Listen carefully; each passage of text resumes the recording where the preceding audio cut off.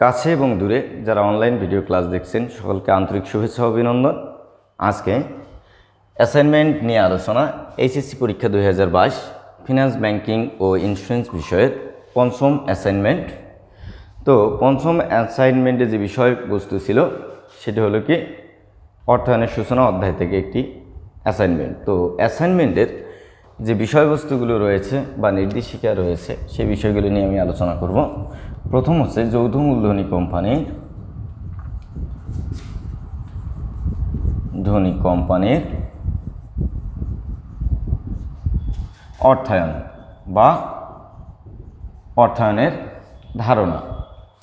তো প্রথম আমরা চেষ্টা করি যে বোঝার চেষ্টা করব যে অর্থায়নটা কি। অর্থায়ন বা অর্থ আনয়ন, অর্থায়ন যদি আমরা ভেঙে আলোচনা করি তাহলে হবে কি অর্থ আনয়ন। আচ্ছা, অর্থ যদি আনয়ন হয় মানে অর্থটা নিয়ে আসা। আচ্ছা, এই শব্দের অর্থটা আমরা অনেক আগে ব্যবহার করতাম। বর্তমানে যে এই শব্দটি রয়েছে এটি শুধু অর্থ আনয়ন বা অর্থ নিয়ে আসার মধ্যেই সীমাবদ্ধ নয়। ব্যবসায়ের প্রসারের কারণে বর্তমান অর্থায়নের কার্যাবলী অনেক ব্যাপক আকার ধারণ করেছে, বা একটি ব্যবসায়ের ক্ষেত্রে অর্থ নিয়ে আসাই শুধু অর্থায়ন নয়, এর পর্যাপ্ত ব্যবহার নিশ্চিতকরণই অর্থায়নের অন্তর্ভুক্ত। তার মানে যদি আমরা অর্থায়নের সংজ্ঞায়িত করতে যাই অর্থায়নকে, তাহলে কি লিখতে পারি যে কোনো একটি জায়গা থেকে অর্থ সংগ্রহ এবং সংগৃহীত অর্থ কোথায় বা কিভাবে ব্যয় করলে সর্বাধিক মুনাফা অর্জিত হবে তাকে বলা হবে অর্থায়ন। আমরা জানি, আমি যে অর্থায়নের সংজ্ঞাটি বলেছি এটি হচ্ছে ব্যবসায় প্রতিষ্ঠানের অর্থায়ন। ব্যবসায় প্রতিষ্ঠানের অর্থায়নের মধ্যে ভাগ রয়েছে এক মালিকানা, অংশীদারি এবং যৌথ মূলধনী। তোমরা এই সংজ্ঞাটি ব্যবহার করতে পারো যে কোনো একটি জায়গা থেকে অর্থ সংগ্রহ এবং সংগৃহীত অর্থ কোথায় কিভাবে ব্যয় করলে সর্বাধিক মুনাফা অর্জিত হবে তাকে বলা হবে অর্থায়ন, অথবা যৌথ মূলধনী কোম্পানির অর্থায়নও তোমরা দিতে পারো। আর অর্থায়নের পরিপূর্ণ অর্থায়নের সংজ্ঞা যদি দেওয়া যায় তাহলে কিন্তু পারিবারিক অর্থায়নও অর্থায়নের স্বরূপে অন্তর্ভুক্ত বা প্রকারভেদে অন্তর্ভুক্ত রয়েছে। সরকারি অর্থায়ন আছে, অব্যবসায়ী প্রতিষ্ঠানের অর্থায়ন আছে। অর্থায়নের পূর্ণ সংজ্ঞাটা লিখতে গেলে লিখতে হবে কোনো একটি জায়গা থেকে অর্থ সংগ্রহ, সংগৃহীত অর্থ কোথায় কিভাবে ব্যয় করলে সর্বাধিক মুনাফা অর্জিত হবে বা সর্বাঙ্গীন মঙ্গল হবে তাকে বলা হবে অর্থায়ন। তো বিষয়টা হলো, কারণ হলো যে পরিবার পরিচালনাটাও অর্থায়ন। এছাড়া অব্যবসায়ী বিভিন্ন প্রতিষ্ঠান আছে, যেমন এতিমখানা, মসজিদ, মন্দির, গির্জা, প্যাগোডা, হাসপাতাল, স্কুল, কলেজ, এগুলো। সেক্ষেত্রে এগুলো কিন্তু কী হয়, আগে ব্যয়ের খাত নির্ধারণ করা হয়, তারপর আয়ের খাত নির্ধারণ করা হয়। তো এগুলোর বিভিন্ন অর্থায়নের উদ্দেশ্যটা বিভিন্ন। যেমন সরকারি অর্থায়নের হচ্ছে জনকল্যাণ, অব্যবসায়ী প্রতিষ্ঠানের অর্থায়ন হচ্ছে কি অঞ্চলভিত্তিক উন্নয়ন বা জনকল্যাণ বা মানুষের উন্নয়ন, এলাকার উন্নয়ন, বা বিশেষ করে বলা হয় সামাজিক উন্নয়নের জন্য অব্যবসায়ী প্রতিষ্ঠান পরিচালনা হয়। তো এই ধরন অনুযায়ী যৌথ মূলধনী কোম্পানির ক্ষেত্রে মুনাফা অর্জনটাই হবে মূল লক্ষ্য। আশা করি তোমরা যৌথ মূলধনী কোম্পানির অর্থায়ন বুঝতে পেরেছ। তো যৌথ মূলধনী কোম্পানিগুলো বিভিন্ন জায়গা থেকে অর্থায়ন করে থাকে। সেগুলো হলো তাদের নিজস্ব কিছু অভ্যন্তরীণ তহবিল রয়েছে প্রতিষ্ঠানে, যেমন সাধারণ সঞ্চিতি তহবিল, অবণ্ঠিত মুনাফা, লভ্যাংশ সমতাকরণ তহবিল, অবচয় সঞ্চিতি তহবিল। এছাড়াও প্রতিষ্ঠানে কিছু গোপন তহবিল থাকে। তারপর হচ্ছে মালিক কর্তৃক প্রদত্ত মূলধন বা অতিরিক্ত মূলধন। এছাড়া বহিস্থ তহবিল রয়েছে কি পাওনাদার বা ঋণপত্রের মাধ্যমে অর্থগ্রহণ, বাণিজ্যিক কাগজের মাধ্যমে অর্থগ্রহণ এবং ব্যাংক ঋণের মাধ্যমে অর্থগ্রহণ। এগুলো বিভিন্নভাবে যৌথ মূলধনী কোম্পানিগুলো অর্থায়ন করে থাকে। আশা করি তোমরা যৌথ মূলধনী কোম্পানির অর্থায়ন বুঝতে পেরেছ। এরপর আমি আসব অর্থায়নের কার্যাবলী। আমি আলোচনা করছি তোমাদের যে অ্যাসাইনমেন্ট আছে, সরকার কর্তৃক প্রদত্ত অ্যাসাইনমেন্ট, সেই অ্যাসাইনমেন্টের আলোকে। আচ্ছা, কার্যাবলীর মধ্যে প্রথমে যদি লেখা যায় তাহলে বলা হবে তহবিল সংগ্রহ। 2 মূলধন বাজেটিং।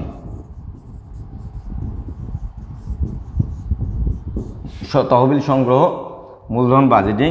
3 নম্বর হচ্ছে স্বল্পমেয়াদী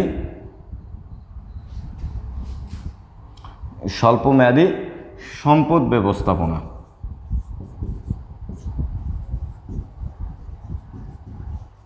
স্বল্পমেয়াদী সম্পদ ব্যবস্থাপনা। এবং 4 নম্বর হচ্ছে তহবিল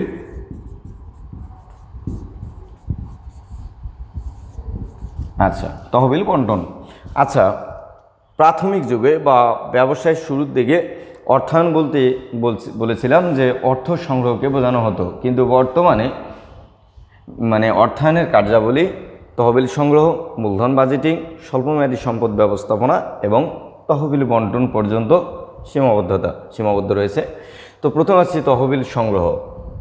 মানে আমার প্রয়োজনীয় কাজের জন্য বা ব্যবসায়ের জন্য অথবা যে খাতে বিনিয়োগ করব, প্রয়োজনীয় বিনিয়োগের অর্থটা বিভিন্ন জায়গা থেকে আমি সংগ্রহ করতে পারি। এক মালিক হিসেবে আমি নিজে দিতে পারি, বা এক কথায় যদি যৌথ মূলধনী কোম্পানি হয় সেক্ষেত্রে যে শেয়ার মালিক আছে তারা অতিরিক্ত মূলধন প্রদান করতে পারেন। 2 শেয়ার বিক্রয় করে তারা মূলধন সংগ্রহ করতে পারেন। 3 তারা কি করতে পারেন, অগ্রাধিকার শেয়ার বিক্রয় করে মূলধন সংগ্রহ করতে পারেন। ঋণপত্রের মাধ্যমে নিতে পারেন, বাণিজ্যিক কাগজের মাধ্যমে নিতে পারেন। তাহলে কি হলো, অর্থায়নের একটা প্রধান কাজ একটি প্রতিষ্ঠানে কি পরিমাণ অর্থ লাগবে বিনিয়োগের জন্য সেটি সংগ্রহ করা। এরপর হচ্ছে মূলধন বাজেটিং। এই যে সংগৃহীত অর্থটা কোথায় বা কিভাবে ব্যয় হবে সেটি বিবেচনা করে অর্থায়ন। তো এখানে মূলধন বাজেটিং বলতে এটি হচ্ছে দীর্ঘমেয়াদী বিনিয়োগ, মানে একটি প্রতিষ্ঠানের জন্য যে দীর্ঘমেয়াদী বা স্থায়ী যে অর্থগুলো ব্যয় হবে সেটা কোথায় বা কিভাবে ব্যয় হবে সেটি বিবেচনা করতে হবে।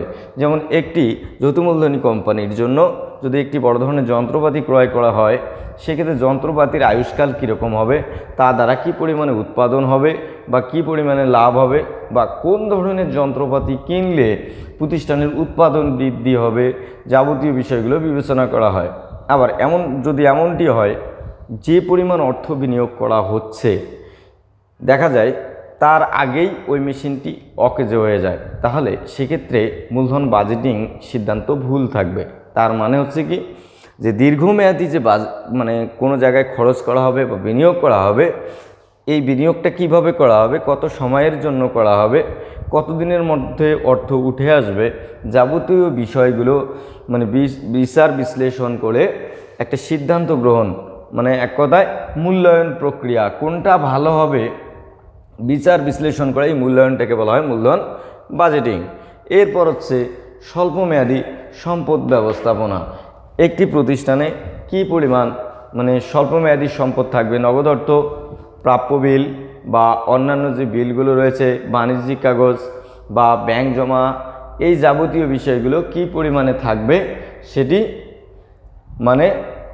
বিবেচনা করে অর্থায়ন। এছাড়া আরেকটি বিষয় যে একটি প্রতিষ্ঠানে কি পরিমাণ নগদ অর্থ বা চলতি সম্পদ থাকলে যেই চলতি সম্পদ সহজে নগদ অর্থে রূপান্তর করা যাবে এবং তারল্য ঠিক রাখা যাবে প্রতিষ্ঠানের জন্য। আবার অনেক সময় লক্ষ্য করা যায় যে ব্যবসায় প্রতিষ্ঠানে চলতি মূলধন যদি বেশি রাখা হয় জমা, সেক্ষেত্রে কিছু অলস অর্থ পড়ে থাকে। এতে কি হয়, ওই প্রতিষ্ঠানে মুনাফা কমে যায়। কারণ আমরা জানি মুনাফা সর্বাধিকরণের ক্ষেত্রে কি হয়, মুনাফা এবং বিনিয়োগের মধ্যে একটা সম্পর্ক বিরাজ করে। যদি বিনিয়োগ বেশি করা হয় তাহলে মুনাফা কমে যায়, মুনাফা বৃদ্ধি পায়, কি হয়, তারল্য কমে যায়। আমি বলতে চাইছি তারল্য এবং মুনাফার মধ্যে একটি সম্পর্ক। তারল্য যদি বৃদ্ধি করা হয় প্রতিষ্ঠানের নগদ অর্থ চলতি সম্পদ যদি বৃদ্ধি করা হয় মুনাফা কমে যাবে, প্রতিষ্ঠানে যদি তারল্য কমিয়ে দেওয়া হয় মুনাফা বৃদ্ধি পাবে। তারল্য বাড়ালে মুনাফা কমবে, তারল্য কমলে মুনাফা বাড়বে। তার মানে হচ্ছে আমাদের এমন একটা অবস্থায় রাখতে হবে যেটির মাধ্যমে তারল্যও ঠিক থাকবে এবং প্রতিষ্ঠানের মুনাফাও সর্বোচ্চ অর্জিত হবে। এটাই বিবেচনা করতে হয় অর্থায়নে। এরপর হচ্ছে তহবিল বন্টন। আচ্ছা, আমরা কি করি, একটি যৌথ মূলধনী কোম্পানির ক্ষেত্রে যদি চিন্তা করি সেক্ষেত্রে কী হবে, একটি যৌথ মূলধনী কোম্পানি একটি আর্থিক বছরে যে পরিমাণ আয় করে আয় থেকে ব্যয়গুলো বাদ দেওয়া হয়, এখানে আয় ব্যয় বিবরণী তৈরি করা হয়, আমরা হিসাব করে নিট মুনাফা বের করি।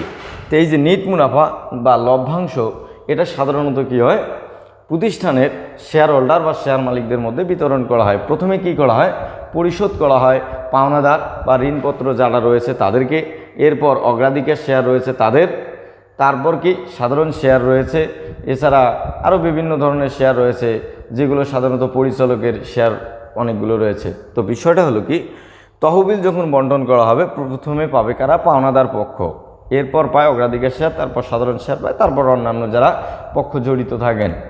তো এই তহবিলটার একটা সুষম বন্টন থাকবে, সেটা অর্থায়ন নির্ধারণ করে। আশা করি তোমরা বুঝতে পেরেছ। এরপরে আলোচনার বিষয় হচ্ছে অর্থায়নের নীতিসমূহ।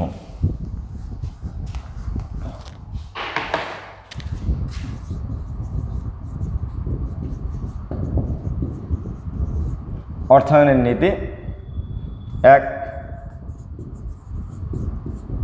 ঝুঁকি মুনাফা নীতি। 2,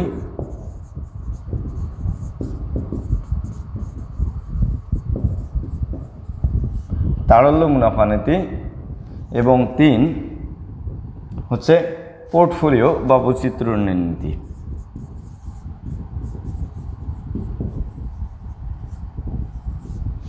পোর্টফোলিও ও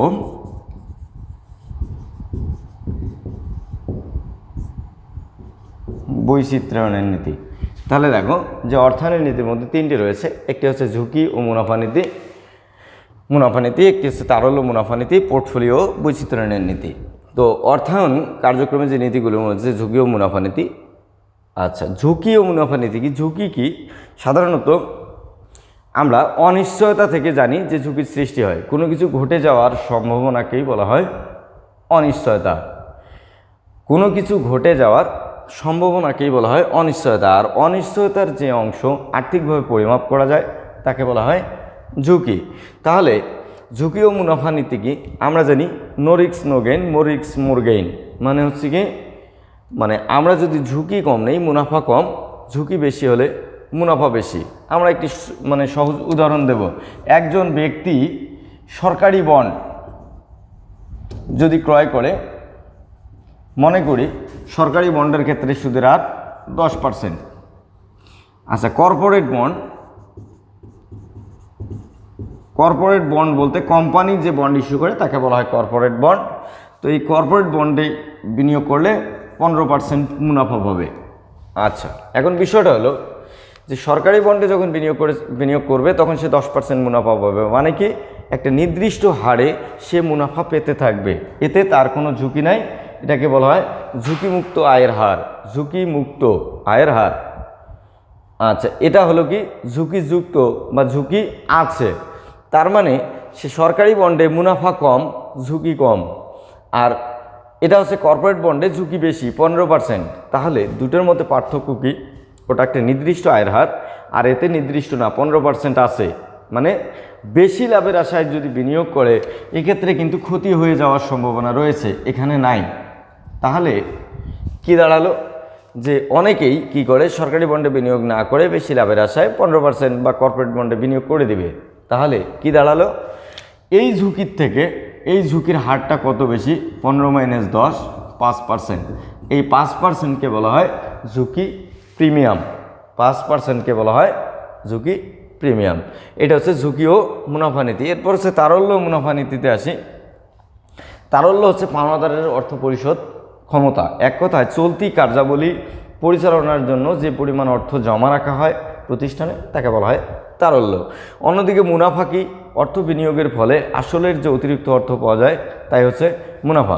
মনে করি একটি প্রতিষ্ঠানের 10 লক্ষ টাকা মোট মূলধন, তাহলে প্রত্যেক দিন বা মাসে তাদের যে কার্যাবলী পরিচালনার জন্য মনে করি আমার 6 লক্ষ টাকা লাগে বা 6 লক্ষ টাকা প্রয়োজন, এটা চলতি কার্যাবলী পরিচালনার জন্য।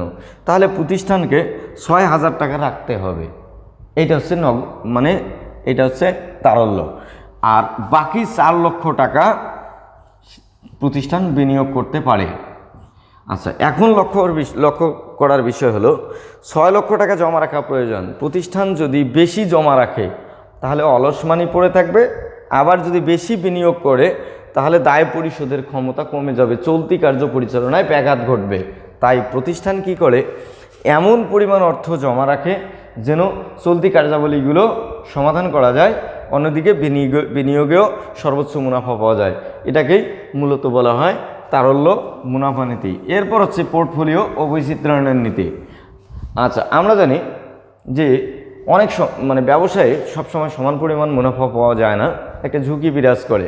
সব সময় সকল পণ্যের মূল্য এক থাকে না, তাহলে কি হয়, বিভিন্ন সময় পণ্যের মূল্য ওঠানামা করে। এর কারণে কি হয়, কখনো লাভ হয়, কখনো কম লাভ হয়, আবার কখনো ক্ষতি হওয়ার সম্ভাবনা থাকে। তখন যদি দেখা যায় কোনো একজন ব্যক্তি বা কোনো একটি প্রতিষ্ঠান একক কোনো পণ্য নিয়ে কাজ করছে, হঠাৎ করে যদি সেই পণ্যের বাজার দরটা কমে যায়, সেক্ষেত্রে কি হবে, সেক্ষেত্রে ওই প্রতিষ্ঠান বা ওই কোম্পানি আর্থিকভাবে ক্ষতিগ্রস্ত হবে। এজন্য কি করে প্রতিষ্ঠান, যৌথ মূলধনী কোম্পানিগুলো একটা জায়গায় বিনিয়োগ না করে একাধিক জায়গায় বিনিয়োগ করে ঝুঁকি বন্টন করে দেয়। একে বলা হয় পোর্টফোলিও ও বৈচিত্র্যায়নের নীতি। আমরা যদি খুব সাধারণভাবে একটি উদাহরণ দিতে যাই, যে একজন ব্যক্তি মুরগির খামার দিচ্ছে, আমি সাধারণ উদাহরণ দিচ্ছি, যে একটি মুরগির খামার দিচ্ছে, তো দেখা যায় হঠাৎ করে বাজার দর কমে যাওয়ার কারণে সে অনেকটা আর্থিক ক্ষতিগ্রস্ত হয়ে গেল। তো সে যদি এই টাকাটা মুরগির খামার এর সঙ্গে মাছের খামার অথবা কৃষি 2-3টি বা 4টি জায়গায় রিলেটেড জায়গায় ওই টাকাটা বিনিয়োগ করত, তাহলে মুরগিতে যদি ক্ষতি হয়, অন্য একটি প্রকল্পের লাভ দ্বারা এই ক্ষতি পুষিয়ে যাবে। তো এজন্য যৌথ মূলধনী কোম্পানিগুলো একাধিক জায়গায় বিনিয়োগ করে ঝুঁকি বন্টন করে দেয়। একে বলা হয় পোর্টফোলিও ও বৈচিত্র্যায়নের নীতি। অনেক জায়গায় এটিকে ঝুঁকি বন্টনের নীতিও বলা হয়। আশা করি তোমরা বুঝতে পেরেছো। এরপর আমাদের আলোচনার বিষয় হচ্ছে অর্থায়নের লক্ষ্য।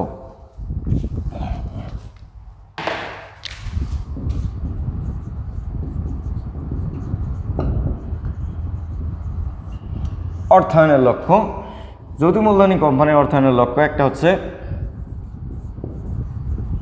মুনাফা সর্বাধিকরণ, আরেকটি হচ্ছে সম্পদ সর্বাধিকরণ। মুনাফা সর্বাধিকরণ এবং সম্পদ সর্বাধিকরণ।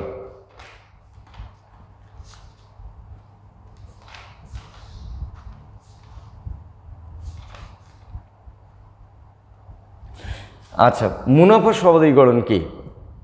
এখন বিষয় হলো, বর্তমান সময়ে বা বর্তমান প্রেক্ষাপটে বেশিরভাগ যৌথ মূলধনী কোম্পানিগুলো সম্পদ সর্বাধিকরণে বিশ্বাসী। এখন সম্পদ সর্বাধিকরণ হচ্ছে প্রতিষ্ঠানের সম্পদ বৃদ্ধি করা, আর মুনাফা সর্বাধিকরণ হচ্ছে একটি প্রতিষ্ঠানের মুনাফা বৃদ্ধি করা। তাহলে শেয়ার প্রতি যদি আয় বৃদ্ধি পায় সেটাকে বলা হয় মুনাফা সর্বাধিকরণ। যদি শেয়ার প্রতি আয় বৃদ্ধি পায় তাকে বলা হবে মুনাফা সর্বাধিকরণ।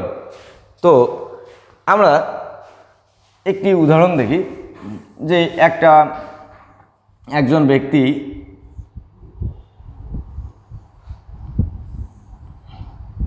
এটা প্রকল্প ক এবং খ 5টা আর্থিক বছরে ভাগ করলো, যে 5 বছরের জন্য বিনিয়োগ করবে ক এবং খ প্রকল্পে, তবে বিনিয়োগ করার ক্ষেত্রে সে সিদ্ধান্ত চায়। তো এরকম ক্ষেত্রে 1, 2, 3, 4, 5টা বছর। আচ্ছা, মনে করি ক প্রকল্প থেকে 4,000, 3,000,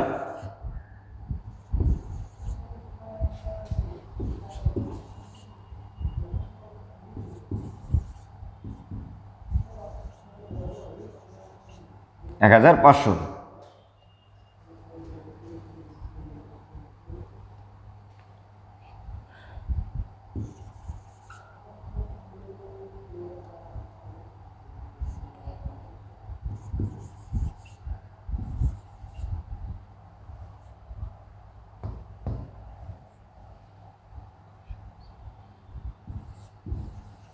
আচ্ছা, আমি দুটি প্রকল্প দেখিয়েছি, ক এবং খ।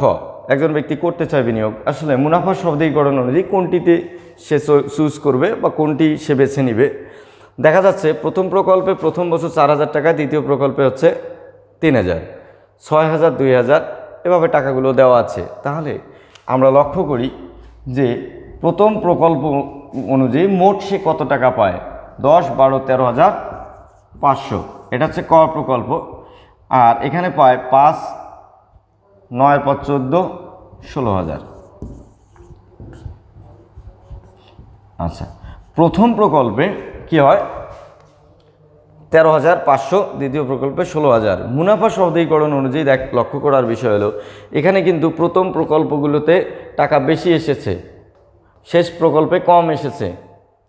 আর দ্বিতীয় প্রকল্পে প্রথম প্রকল্পগুলোতে কম এসেছে, শেষে বেশি এসেছে। তো মুনাফা শব্দীকরণ অনুযায়ী খটা চুজ করবে, কারণ হলো মুনাফা সর্বাধিক, কিন্তু এইখানে ঝুঁকি বেশি। কারণ প্রথম প্রকল্পে মানে প্রথম বছরগুলোতে অর্থ বেশি উঠে এসেছে, বিনিয়োগকৃত অর্থটা, আন্তঃপ্রবাহটা বেশি। এটা হচ্ছে মুনাফা শব্দীকরণ। তো মুনাফা শব্দীকরণের ক্ষেত্রে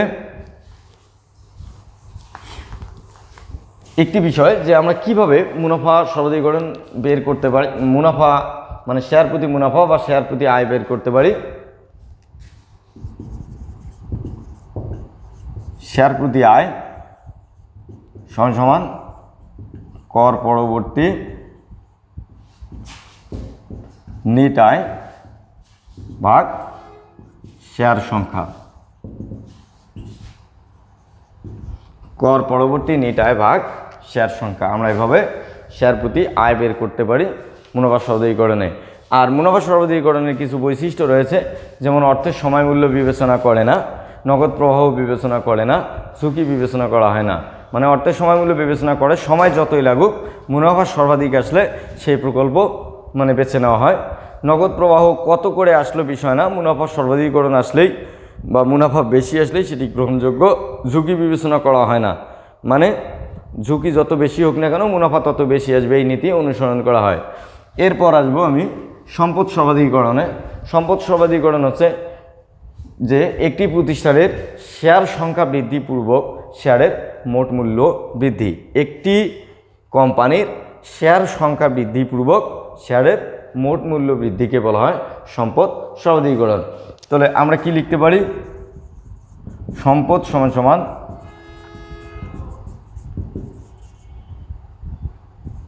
শেয়ার প্রতি মূল্য গুণন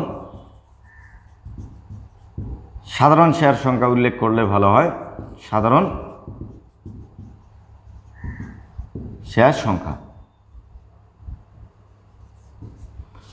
তাহলে কি লিখলাম, সম্পদ সমান শেয়ার প্রতি মূল্য গুণন সাধারণ শেয়ার সংখ্যা। এটা হলো সম্পদ সর্বাধিকরণ নির্ণয় বা একটি প্রতিষ্ঠানের সম্পদ নির্ণয়। তবে এক্ষেত্রে অর্থের সময় মূল্য বিবেচনা করা হয়, নগদ প্রবাহ বিবেচনা করা হয়, ঝুঁকি বিবেচনা করা হয়।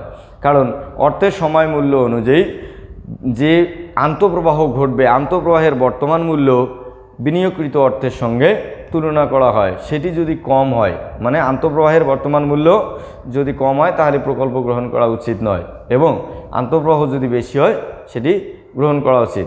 নগদ প্রবাহ যদি প্রতি বছর মানে যত বেশি আসবে, যত কম সময়ে উঠে আসবে সেই প্রকল্প গ্রহণযোগ্য। এছাড়া ঝুঁকি যত কম থাকবে তত ভালো প্রতিষ্ঠানের জন্য এটি বিবেচনা করা হয়। যা হোক, তো এই অ্যাসাইনমেন্ট নিয়ে তোমাদের সঙ্গে আলোচনা হলো। এই সংক্রান্ত কোনো সমস্যা থাকলে জানাবে, এবং পরবর্তী অ্যাসাইনমেন্ট দেখার জন্য মানে আমন্ত্রণ রইল। ততক্ষণ পর্যন্ত তোমরা সকলে ভালো থাকবে, এই কামনায়।